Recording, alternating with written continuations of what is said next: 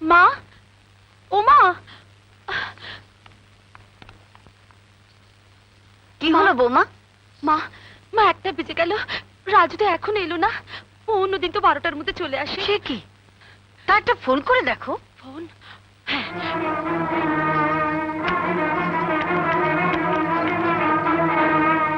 এখনো ফেরেনি? স্কুলে ফোন করেছিলে?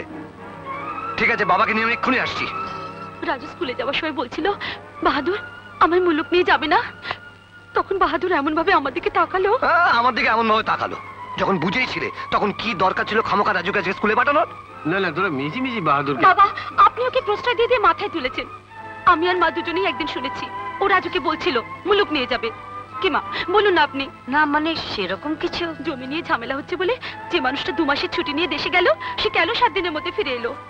আসলেও গিয়েছিল রাজুকে নিয়ে গিয়ে কোথায় লুকিয়ে রাখবে তার ব্যবস্থা করতে। 1 মিনিট, আমি দেখছি।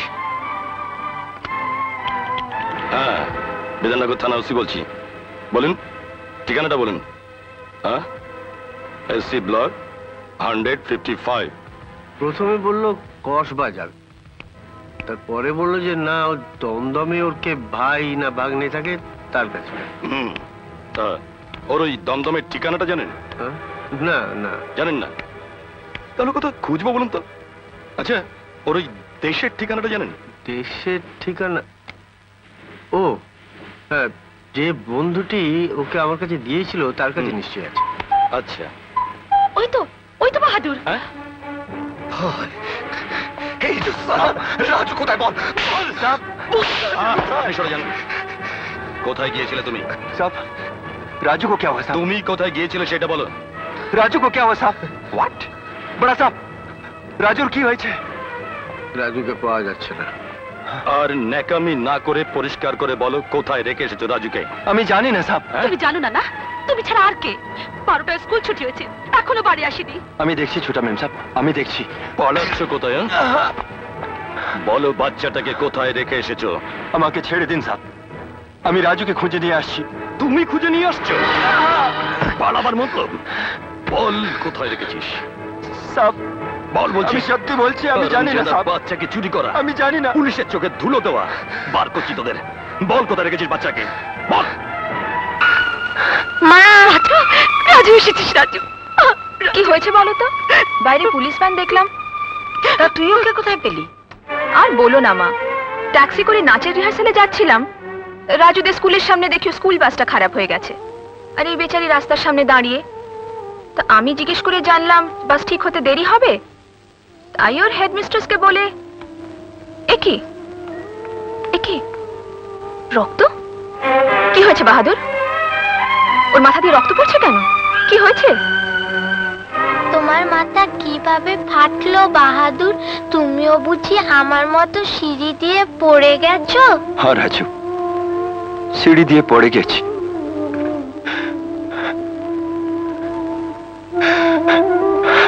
ওর দিকে কি তাকাচ্ছ বাহাদুর? ওকে আদর করার অধিকার তোমার সব সময় আছে, থাকবে। ও যেমন আমার বৌমার ছেলে, তেমনি ও আমার ছেলের ছেলে। আমি যতদিন আছি আর বাড়ি মেম সাহেব আছেন, এই বাড়িতে আর সবার মতো তোমারও সমান অধিকার আছে এবং থাকবে।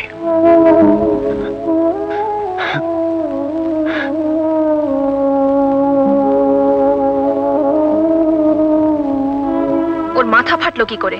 না মানে ও রাজু ঠিক মতো স্কুল থেকে ফিরে না আসায় ওরা সব সন্দেহ করেছিল বাহাদুরি ওকে চুরি করে, তাই আনন্দ পুলিশকে ফোন করেছিল।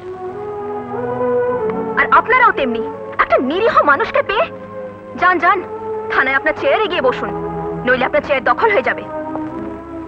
আর বৌদি, আজ একটা সৎ মানুষের রক্ত ঝরলো এই বাড়িতে, এবং সেটা ঝরলো শুধু তোমার জন্যে। এই রক্তের দাম একদিন তোমাকে দিতেই হবে বৌদি। এসো বাহাদুর, চল।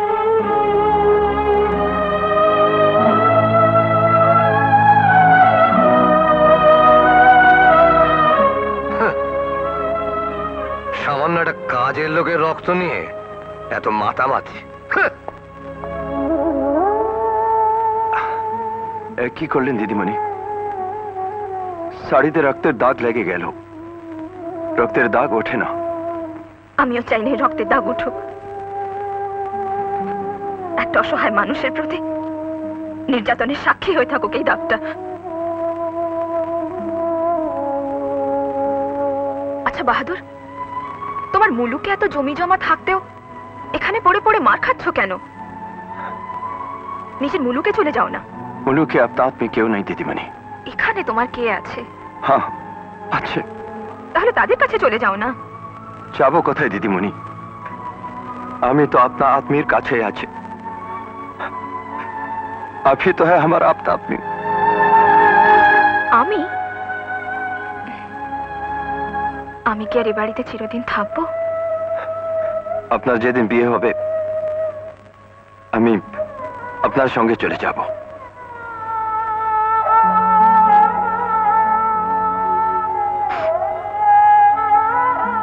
দিদিমণি, হুম?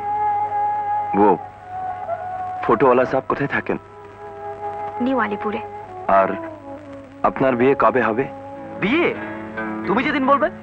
এখন নয়, দাদা বৌদি যা শুরু করেছে না, তাতে বাবাকে এই মুহূর্তে আমাদের বিয়ের কথাটা বলা উচিত হবে না। ও ঠিকই তো।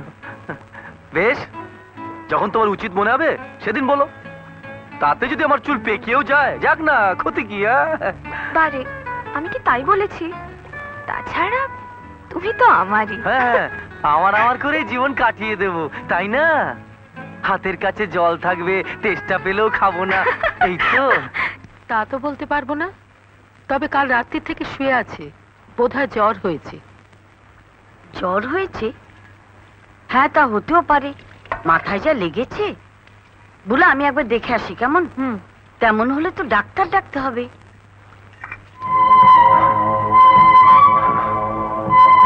আশ্চর্য, 3 দিন ধরে জ্বরটা একদম নামছে না। জিত, জিত, জিতকে? ওর ছেলে মারা গেছে। ও, তাই ওর নাম করে এত ভুল বকছে। জিত, এত ওষুধ দিলাম, জ্বরটা যে তাও কেন কমছে না? জিত, দাঁড়ান, আমি ওর ওষুধের ব্যবস্থা করছি। জিত। রাজু, তুমি কিন্তু এখন বাহাদুরের ঘরের দিকে যাবে না, তোমার স্কুলে দেরি হয়ে গেছে। দাদু, একবার আয় তো ভাই। ওকে কোথায় নিয়ে যাবেন? বাহাদুরের ঘরে। স্কুলে না গিয়ে বাহাদুরের ঘরে যাবে? হুম, একদিন স্কুলে না গেলে কোনো ক্ষতি হবে না। কি বলছেন বাবা? ক্ষতি হবে না? না, আমার ছেলেকেও আমি ভালো স্কুলে লেখাপড়া শিখেই মানুষ করেছিলাম, কিন্তু তোমার সঙ্গে বিয়ে হওয়ার পর আমার এমন স্মার্ট ছেলেটা কেমন যেন ভেড়া হয়ে গেল।